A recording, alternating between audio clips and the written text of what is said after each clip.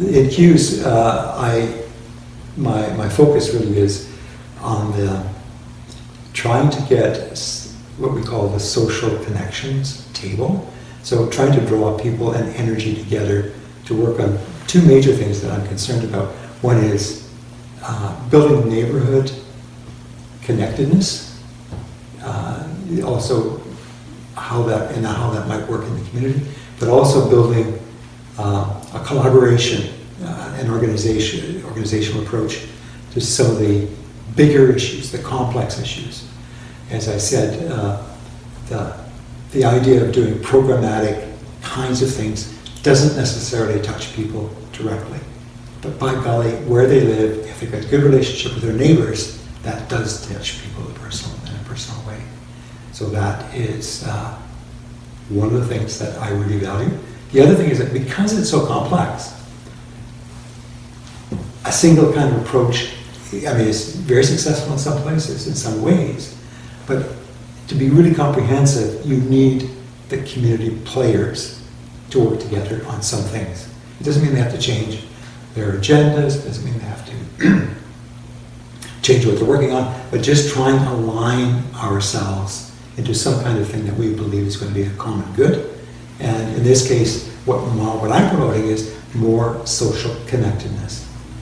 And it's kind of a bizarre situation where now we're beginning to move out of what we initially called social isolation, then distancing and so on with the pandemic restrictions, to something now where we're looking at saying, okay, we're coming out of this now, how do we reconnect?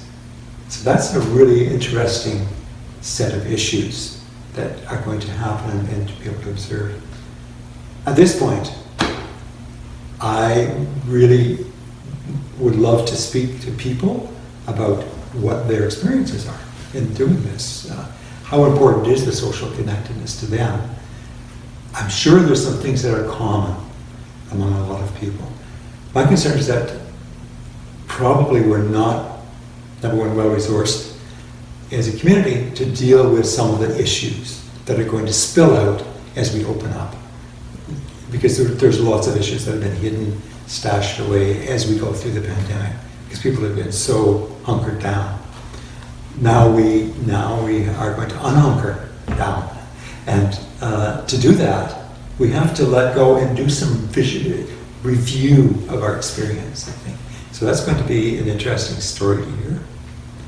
I have encountered someone who is actually just taken it on, somebody in the neighborhood that I live in.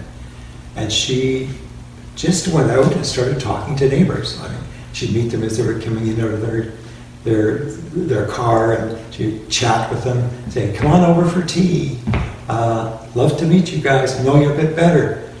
This was a single woman, large house, fairly large house in her neighborhood, and she's just dying to make connections. Now, rather than saying, "This is not, I do not want to have these restrictions on me," she was saying, "Okay, I'll work around the restrictions and I'll do what I can."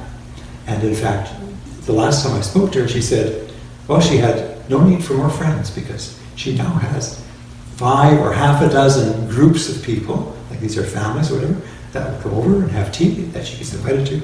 So her 3 or 4 weeks of doing this, connecting, this work and connecting in her own neighborhood really paid off for her.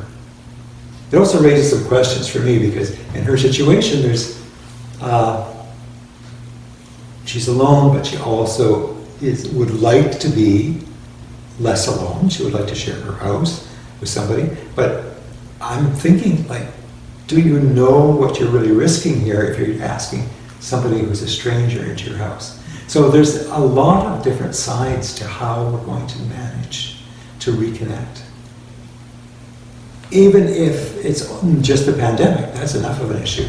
But we also have a much longer term chronic issue to do with climate change. And I think that communities, neighborhoods do need to stay together. They're the glue, to be honest. Families and neighborhoods are the glue that makes a society work.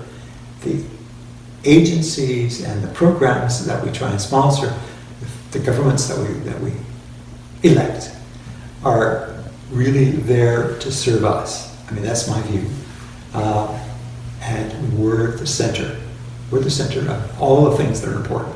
How the gut works, how my heart feels, what I'm thinking.